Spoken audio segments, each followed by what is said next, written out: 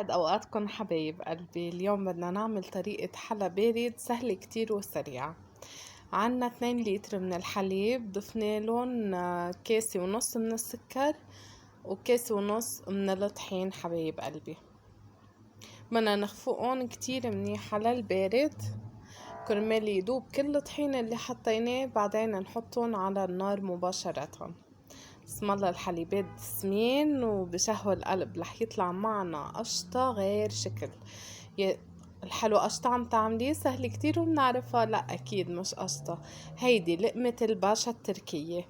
حلا سريع وبارد وكتير كتير كتير سهل، صدقوني. ممكن انه تستوهموا منه بس هو كتير سهل وما بياخد معكم نص ساعة.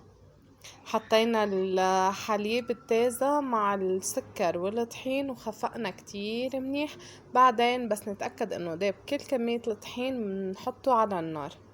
وايدكم من الحليب اوعى تشيلوها لانه بيعمل تكتلات وبيفرط. شوفوا هون بلش يسمك معي الحليب حبايب قلبي. عم حاول ورجيكم ومبين من لون الحليب كيف بلش يتقل معنا. صدقوني مع فنجان قهوة يعني ما بخبركن غير شكل، من أطيب الحلويات السريعة اللي أنا بحبها.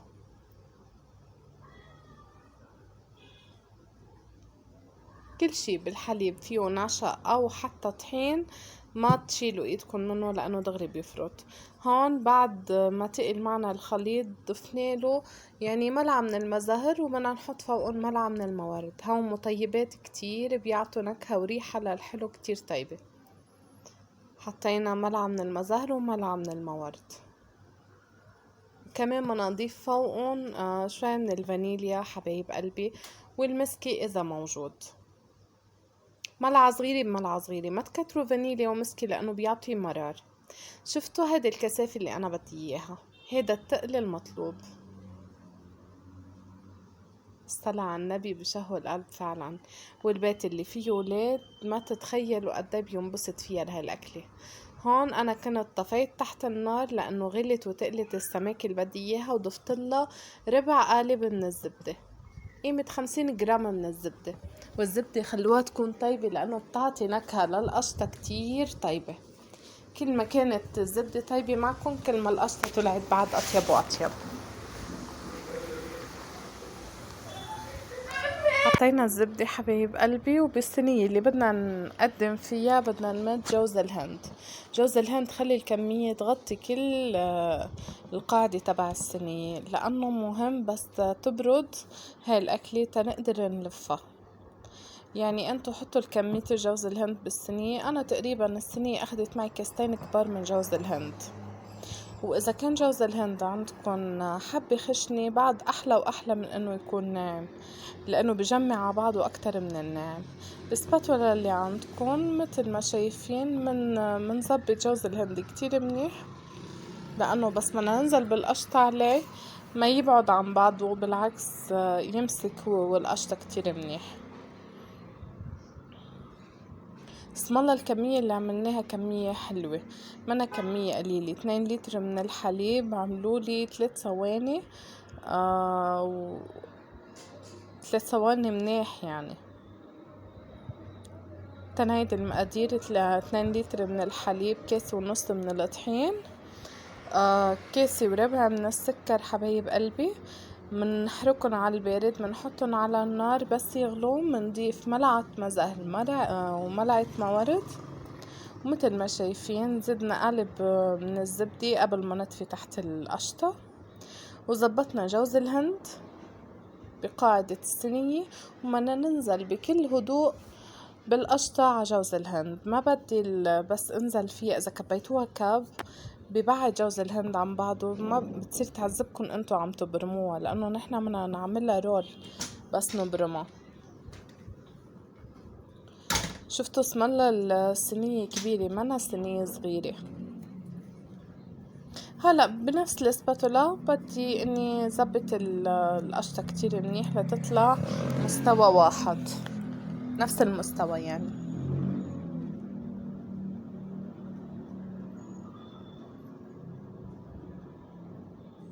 اللي عنده ولاد صغار بعدهم عمر الأشهر كمان كتير بتفيدوا هيدي القشطة. فيكن تعملوها هيدي يعني هي تقريبا نفس وصفة المهلبية، كتير مفيدة للولاد، كتير كتير بالعمر الصغير انه ياكلوا هيدي القشطة بتفيدهم وسهلة عليهم بالبلع. هاي الصينية التانية نفس الخطوات اللي عملتها رح ارجع عيدها. هلأ مديت القشطة، في عندي الكريم شانتيه. كريم شانتيه كيس كبيرة من المي المتلجة، مقابيلة ظرف كبير من الكريم شانتيه، يعني علبة الكريم اللي بنشتريها من السوبر ماركت، فضيها فوق كيس كبيرة من المي المجلدة، بخفقن كتير منيح ليجمدوا، بدخلهم على التلاجة وبجمدوا بطلعهم وبضيف عليهم جوز الهند. هلا جوز الهند فيكم تضيفوا الكمية اللي انتو بتحبوها، بس هي كل ما كترتوا جوز الهند كل ما طلعت اطيب. منحركن منيح بس ما تقسوا كتير بالحرك، خلوا الكريمة تضلها هيشي معكن وحلوة. هون كنا سقعنا القشطة بالبراد مدة ساعتين. انتبهوا هاي الخطوة كتير مهمة. شفتوا القشطة كيف عملت وجه من فوق تنقدر نمد عليها الكريمة بهاي الطريقة بكل سهولة. منمد عليها الكريمة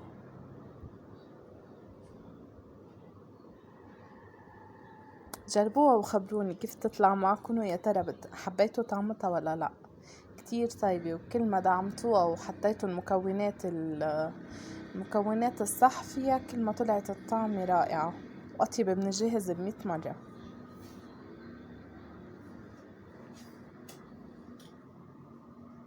هيدي السباتولا من أحلى الاختراعات اللي عملوها، قدي بتسهل الشغل بالمطبخ وقدي بتعطي الرياحة. انتوا عم بتشيلوا الكمية المتبقية وانتوا عم بتمدوا الكمية اللي عندكم.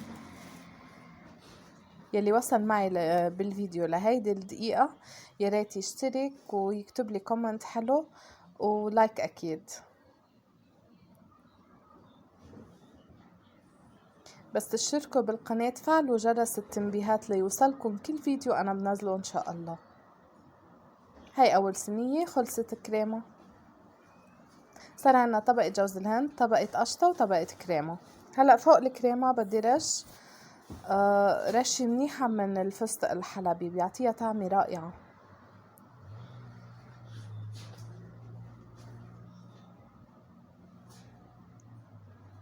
لون الفستق الحلبي بس تبرموه لهيدي الأكلة بيطلع كتير ملفت، لأنه نحن رح نعملها شكل الرول، بتطلع كتير حلوة وملفتة بس تنلف.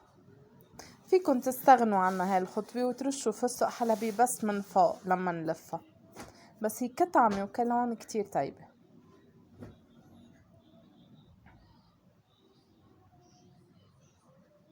ما بتتخيلوا ولاده شو بينبسطوا بس بعطلة نهاية الأسبوع اخدهم لعند بيت أهلي.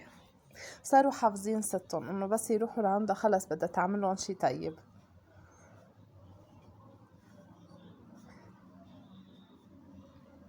هون شفتوا الكريمة القشطة كيف جامدة. اذا مش مبردين القشطة ما فيكن تنزلوا بالكريمة عليها، بدكن تبردوا القشطة على القليلة ساعتين بالبراد قبل ما تزيدوا الكريمة عليها.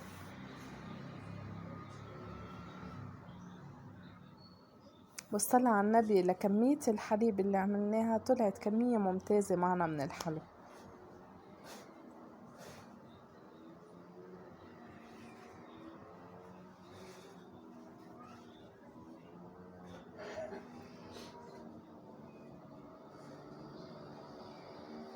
بدنا نمد الثواني كلها ومنزينها، وشوفوا ألذ مرحلة هلأ بس نبلش تقطيع. عن جد فيها لذة انه تقعدوا تبرموا الرول وهو كريمة تحت ايدكن وطري، بس منظره بالفعل بياخد العقل. شفتوا ايد مين هيدي؟ هي ايد الشيف الصغير، بنتي الصغيرة قمر، مش بس ببيتي بتضلع حدي، عقد ما بتحب الطبخ والمطبخ. وين ما راحت وين ما كانت وفي حدا عم يعمل شي بخص الاكل او الحلو بتلاقوها بالنص بيناتنا.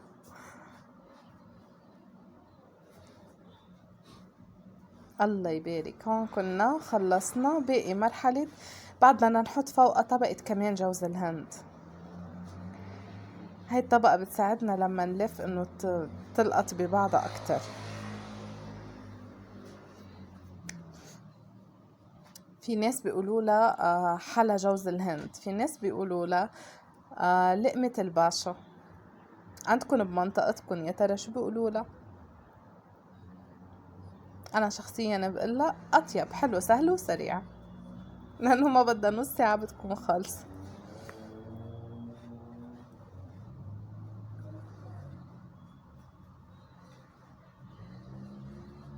بلشنا نحط جوز الهند، بدنا نعبي الصينية كلها، مش طبقة كتير سميكة بس انه تلقط الكريم مع جوز الهند. وهلأ بعد ما رجعنا فوتناها على البراد ساعة عم نقطع، يعني بعد ما حطينا الكريمة والفستق الحلبي وجوز الهند بنرجع بنفوتها على البراد ساعة لتجمد شوي الكريمة، بنرجع بنبلش تقطيع. هي اسهل طريقة للتقطيع، انه تمشوا السكين بالطول وبالعرض، بس خلوا المربعات تكون عريضة كرمال بس انتو. يا ربي هلأ حركت معه ليمرق هيدا الموتوسيكل. كرمال بس تبلشوا تلفوا الرول ينلف معكم بسهولة، خلوا القطعة تكون عريضة.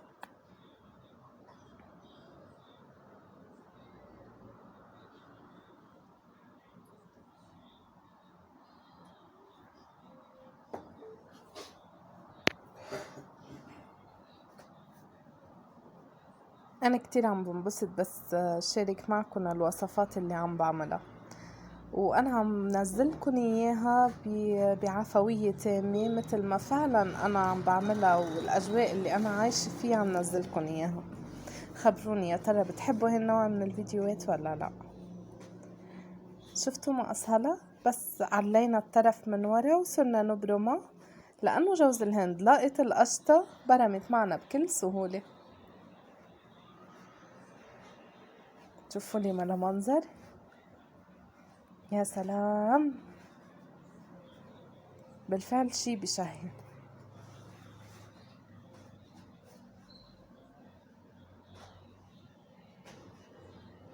وهي من الاكلات اللي صعب كتير تضل عندكم يعني فترة.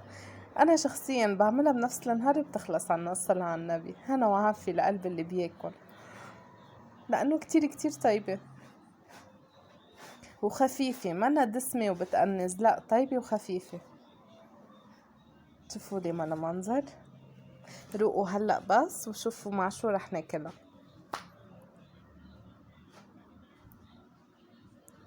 فيكن تكتفوا بهذا الشي، وفيكن تزيدوا فوقها فستق حلبي. يلي بحب الحلو يكون هيك ظاهر كتير فيه، ويحط قطر فوقها كمان. هون نحن عم ندوق لانه بطلنا نتحمل، المنظر كان كتير بشهي.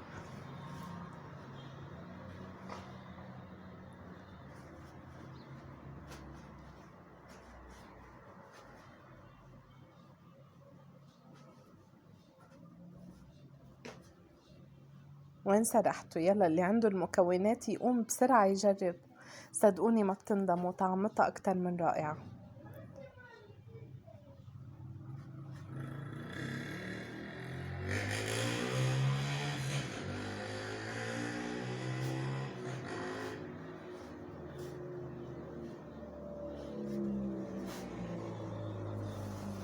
شفتوا كيف ملعقة ورا ملعقة الصحن بيخلص فورا.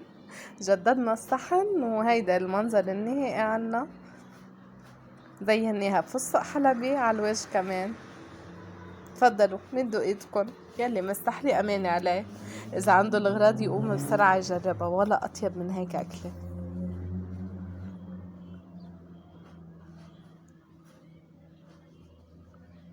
وهون اكيد اكيد اكيد ركبنا القهوة على النار، وشوفوا لي هالقهوة وجهها كيف بشهي القلب. القطعة التانية هي صنف حلو تاني، انا رح نزلكن اياه ان شاء الله بهالكم يوم حبايب قلبي. جربوها وخبروني بالكومنتات كيف تطلع معكم.